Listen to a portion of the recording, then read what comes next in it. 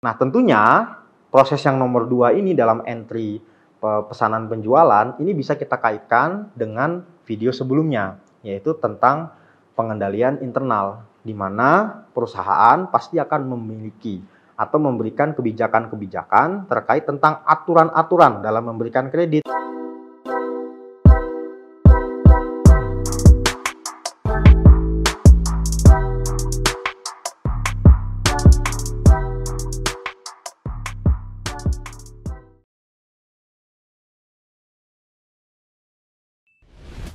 Assalamualaikum warahmatullahi wabarakatuh. Tabi pun bertemu kembali dengan saya, Dedi Darwis, di channel kuliah Teknokrat untuk mata kuliah Sistem Informasi Akuntansi. Pada video kali ini kita akan membahas tentang siklus pendapatan yang merupakan salah satu dari 5 siklus Sistem Informasi Akuntansi. Pada video sebelumnya kita sudah membahas bagaimana konsep sistem pengendalian internal dalam suatu organisasi yang diterapkan untuk sistem informasi akuntansi.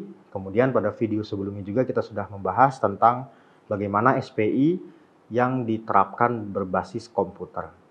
Nah, pada kali ini kita akan mengkaji lebih dalam lagi terkait tentang salah satu siklus dari sistem informasi akuntansi, yaitu siklus pendapatan yang meliputi penjualan dan penagihan kas. Apa tujuan kita mempelajari materi pada kali ini? Ada 3 tujuan utamanya. Yang pertama adalah mengetahui siklus pendapatan atas penjualan dan penagihan kas. Nah, seperti yang kita ketahui, pendapatan ini merupakan salah satu value dari suatu organisasi. Nah, dari mana cara pendapatan ini dilakukan? Yaitu dengan cara salah satunya adalah penjualan dan penagihan kas. Jadi nanti kita akan fokus ke 2 hal ini.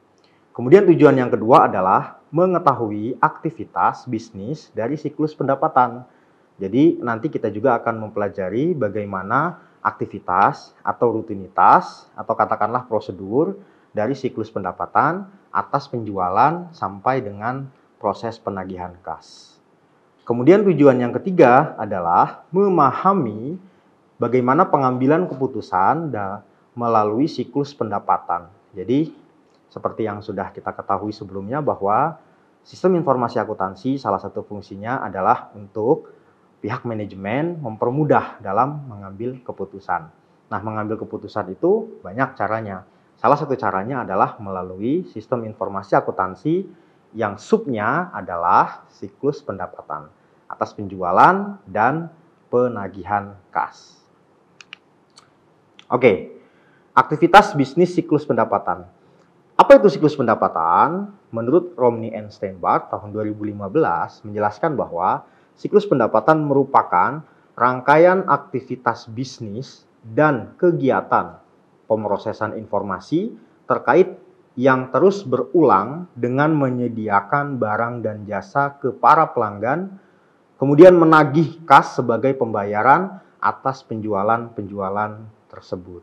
Jadi, jika kita berbicara tentang aktivitas bisnis pada siklus pendapatan, maka dalam hal ini, peran dari sistem informasi akuntansi adalah bagaimana organisasi mengelola proses penjualan, kemudian proses penagihan, sampai dengan menjadi bentuk kas.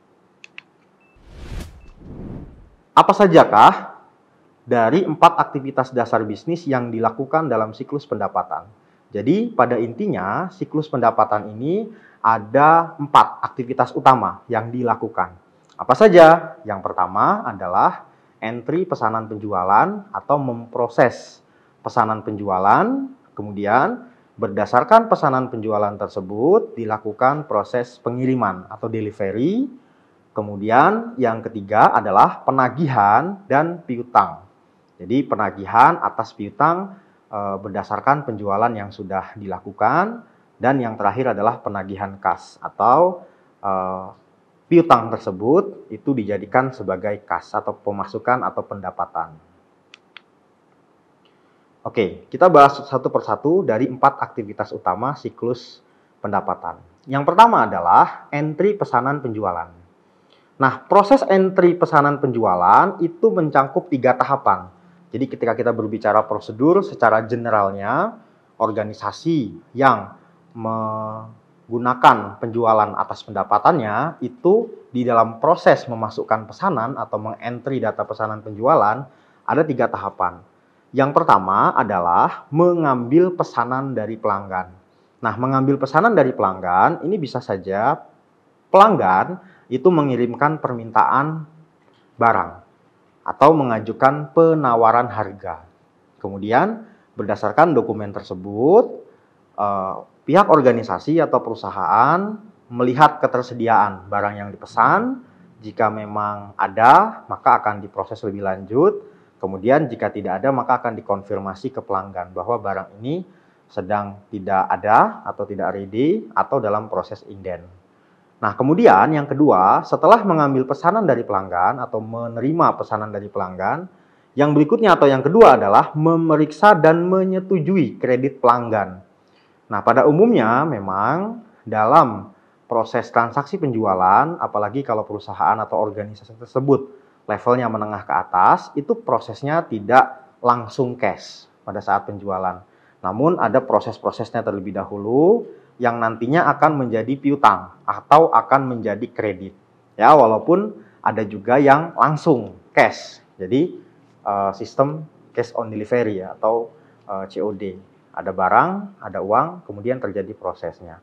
Nah, namun kalau misalkan kita lihat dari kacamata sistem informasi akuntansi, ya selain ada penjualan cash yang tadi, banyak juga perusahaan yang menggunakan sistem kredit. Nah, sehingga perlu dilakukannya proses pemeriksaan atas pesanan tersebut, lalu menyetujui apakah ini bisa dikreditkan atau dibuatkan piutang. Nah, tentunya proses yang nomor 2 ini dalam entry pesanan penjualan, ini bisa kita kaitkan dengan video sebelumnya, yaitu tentang pengendalian internal, di mana perusahaan pasti akan memiliki atau memberikan kebijakan-kebijakan terkait tentang aturan-aturan dalam memberikan kredit. Misalkan dari sisi limit, diberikan limit misalkan ya sebagai contoh, satu pesanan itu limitnya hanya 50 juta. Nah, maka nanti yang diproses itu hanya 50 juta. Atau bisa juga organisasi membuat semacam kebijaksanaan. Jadi menentukan limit itu berdasarkan si pelanggannya. Ya, katakanlah misalkan ini sudah menjadi langganan yang sudah lama, maka limitnya bisa lebih besar. Kalau pelanggan baru misalkan limitnya lebih kecil dan seterusnya. Nah, itu bisa saja terjadi dalam organisasi atau perusahaan yang bergerak di bidang penjualan dalam menentukan kebijakan-kebijakan proses penjualan. Nah, tapi apapun itu, yang penting bagaimana caranya proses sistem pengendali internal itu juga bisa diterapkan di dalam siklus ini. Nah, kemudian yang ketiga, memeriksa ketersediaan-persediaan. Nah, ini kita pastikan bahwa barang yang dipesan itu ketersediaannya ada. Jadi, memang barang tersebut ready, kemudian nanti kalau barang tersebut tidak ready, apa keputusannya? Apakah langsung di skip ya penjualannya atau pemesanannya, atau kita inden terlebih dahulu? Ya, tapi apapun itu kita sampaikan. Kita sampaikan kepada pelanggan bagaimana posisi atau kondisi stok kita saat ini. Apakah tersedia, ataukah perlu inden, atau yang lain-lain. Nah, ini semuanya masuk ke dalam salah satu aktivitas bisnis di dalam siklus pendapatan, yaitu di bagian pesanan penjualan. Nah, kemudian siklus yang berikutnya adalah siklus pengiriman. Jadi, anggap saja proses entry penjualannya sudah selesai, stok sudah ready, kemudian bisa dikeluarkan dari gudang misalkan, dan akan dilakukan proses yang selanjutnya, yaitu adalah pengiriman. Jadi pengiriman ini merupakan aktivitas dasar kedua dalam siklus pendapatan, yaitu memenuhi pesanan pelanggan dan mengirimkan barang tersebut ya sesuai dengan yang diinginkan atau sesuai dengan permintaan. Nah, ada 2 tahapan dalam proses atau siklus ini, yaitu yang pertama mengambil dan mengepak pesanan, dan yang kedua mengirim pesanan tersebut. Nah, mengambil dan mengepak pesanan, kita harus menyiapkan prosedurnya. Jadi katakanlah bagian penjualan ini sudah menerima permintaan penjualan dari pelanggan, kemudian memeriksa ketersediaan stok ke bagian gudang dan stoknya tersedia, maka kalau kita mengikuti atau menerapkan sistem informasi akuntansi yang baik, nah tentunya akan ada prosedur lagi. Bagaimana caranya bagian penjualan itu mengambil pesanan dan bagian persediaannya itu mengemas atau mengepak pesanan. Nah tentunya semuanya itu harus dicatat dengan baik di dalam sistem informasi akuntansi. Nah, kemudian setelah itu ya barang sudah ready untuk siap dikirim, selanjutnya proses pengiriman. Nah, di dalam proses pengiriman ini ya pastikan nanti di dalam aplikasi ya atau sistem tersebut harus kita buat status ya. Apa status barang ini? Ya, misalkan status barangnya itu delivery atau dalam proses pengiriman atau dalam proses pengemasan atau pending misalkan karena barang tersebut tidak ready dan lain sebagainya. Sehingga nanti pelanggan kita itu bisa mengetahui track record ya atau perjalanan dari barang yang dipesan ini sudah sampai di mana ya. Nah, kemudian aktivitas dari siklus pendapatan yang ketiga adalah penagihan dan piutang usaha atau piutang dagang. Jadi dalam aktivitas penagihan dan piutang dagang atau piutang usaha ini terdiri dari 3 aktivitas utama atau 3 kegiatan, ya 2 kegiatan maksudnya. Yang pertama adalah penagihan ke para pelanggan dan yang kedua memelihara data dari piutang dagang tersebut. Nah, jadi kita buat penagihan ya sesuai dengan kesepakatan apakah barang tersebut ketika sudah sampai kemudian dicek sudah oke menurut pelanggan, maka dari situ akan muncul faktur penagihan atau faktur penjualannya ya. Nah, tentunya bisa saja barang tersebut itu nanti dibayar secara cash langsung ya setelah barang itu sampai atau dibuat tempo. Jadi misalkan dibayar 2 kali, 3 kali atau seperti apalah tergantung kesepakatannya. Nah, apapun itu kesepakatan, kalau kita mau menerapkan pengendalian internal yang baik, maka pastikan itu harus ada aturan yang jelas dan harus ada kesepakatan dengan para pelanggan ya terutama pelanggan yang memang sudah menjadi langganan sudah lama gitu ya. Nah, kemudian pastikan kita juga melakukan maintenance terhadap data piutang dagang atau piutang usaha tersebut. Nah, maintenance atau pemeliharaan ini adalah jadi setiap kali kita mengentry data piutang dagang, pastikan nanti statusnya ini apakah sudah final atau sudah lunas atau masih ada beberapa tagihan. Kemudian dibuatkan reminder ya, aktivitasnya dibuatkan reminder. Jadi misalkan kita punya puluhan pelanggan, kemudian puluhan pelanggan itu ada piutang, kemudian nanti akan dibuatkan reminder kapan jatuh temponya. Ya.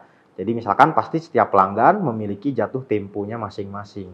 Jatuh temponya itu berdasarkan barang yang dipesan atau berdasarkan faktur yang dipesan.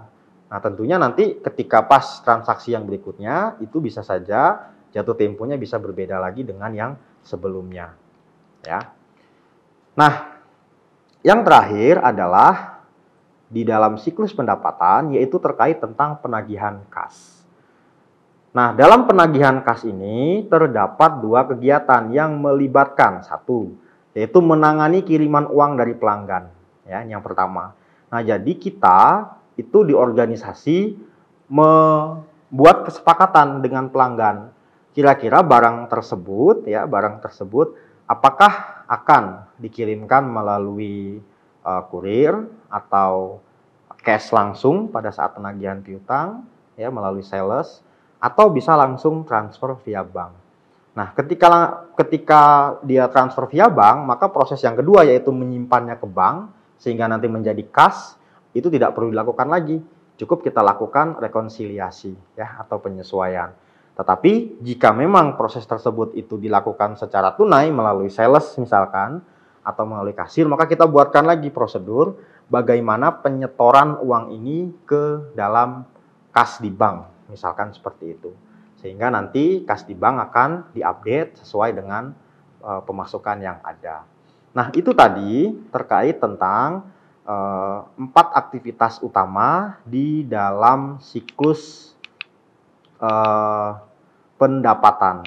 Yang pertama adalah entry pesanan penjualan, kemudian yang kedua adalah aktivitas dalam pengiriman, kemudian yang ketiga adalah penagihan dan piutang usaha, Dan yang keempat adalah penagihan kas atau memasukkan kas ke bank. Nah, kemudian siklus pendapatan ini merupakan salah satu indikator penting dalam mengambil keputusan-keputusan bisnis atau keputusan-keputusan yang berhubungan dengan strategi. Ya, jadi tujuan utama siklus pendapatan adalah untuk menyediakan produk yang tepat di tempat dan waktu yang tepat dengan harga yang sesuai. Nah, tentunya dari alur siklus pendapatan yang tadi sudah dijelaskan, itu setiap aktivitas bisa kita jadikan sebagai basis dalam pengambilan keputusan. Misalkan sebagai contoh, yang pertama pada saat aktivitas entry penjualan. Nah, di saat entry penjualan itu, maka nanti kita bisa mengetahui barang apa atau produk apa yang kiranya itu paling banyak dipesan atau diminati oleh pelanggan.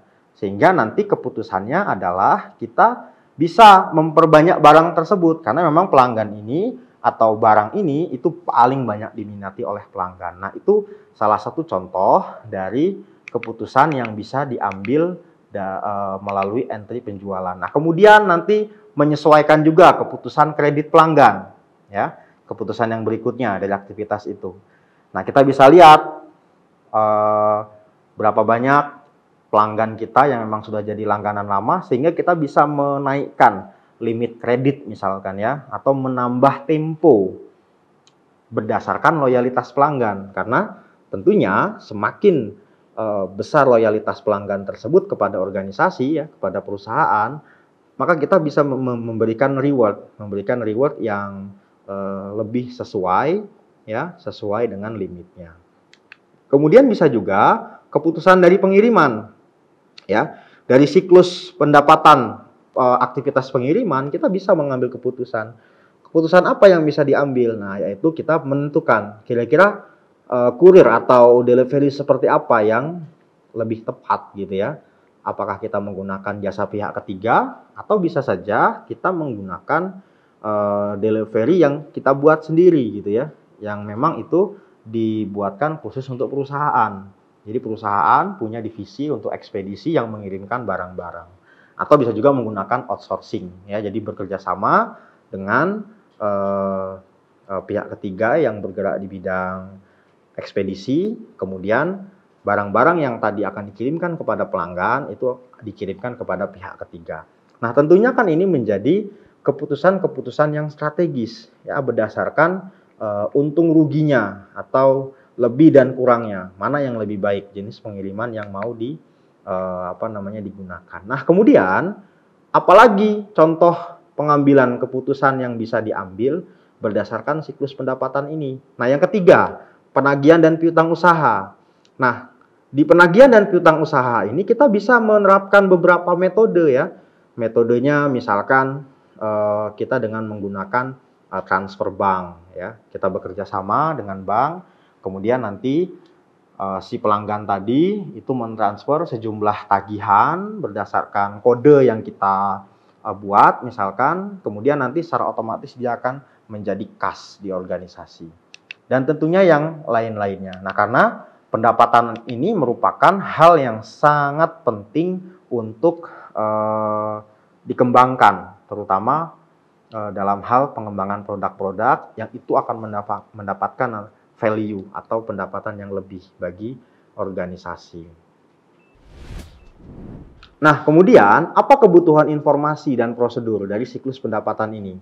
Jadi sistem informasi akuntansi itu harus mampu menyediakan informasi ya tentunya yang bersifat operasional dan itu dibutuhkan untuk melakukan beberapa fungsi. Satu, misalkan merespon pertanyaan pelanggan mengenai saldo akun dan status pesanan. Nah, tadi yang sudah disampaikan.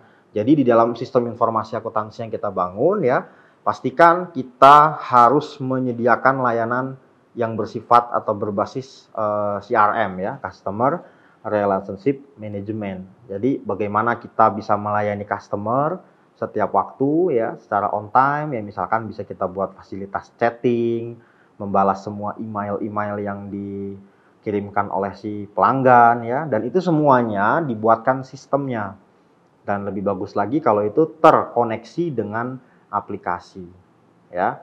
Kemudian kebutuhan informasi yang berikutnya adalah bisa saja memutuskan apakah kredit pelanggan tertentu dapat ditambah atau tidak. Nah, ini juga tadi yang sudah disampaikan bahwa kita bisa menentukan menambah saldo kredit ya atau nominal kredit dari si pelanggan ini jika memang kita anggap pelanggan ini loyal terhadap organisasi, ya, setia terhadap organisasi, sehingga kita bisa memberikan beberapa kebijakan-kebijakan yang itu tentunya menguntungkan pelanggan dan menguntungkan organisasi, ya kan? Misalkan dengan memberikan limit piutang, kemudian memperpanjang tempo atau memperbanyak tempo dan yang lain sebagainya. Nah, tapi apapun itu yang penting memang sesuai dengan kesepakatannya. Baik, itu saja yang bisa disampaikan pada video kali ini terkait tentang siklus pendapatan. Masih ada 4 siklus lagi yang bisa dibahas ya. Ada siklus pengeluaran, kemudian siklus penggajian dan sumber daya, kemudian siklus produksi, dan siklus keuangan. Kita akan lanjutkan di video berikutnya. Terima kasih. Wassalamualaikum warahmatullahi wabarakatuh.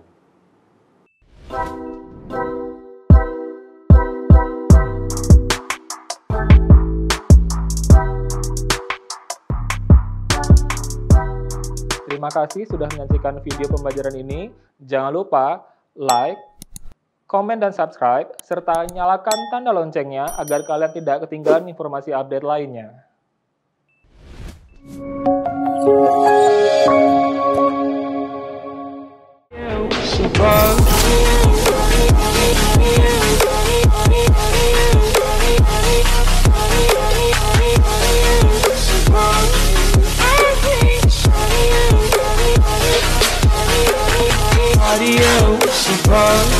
I hate body.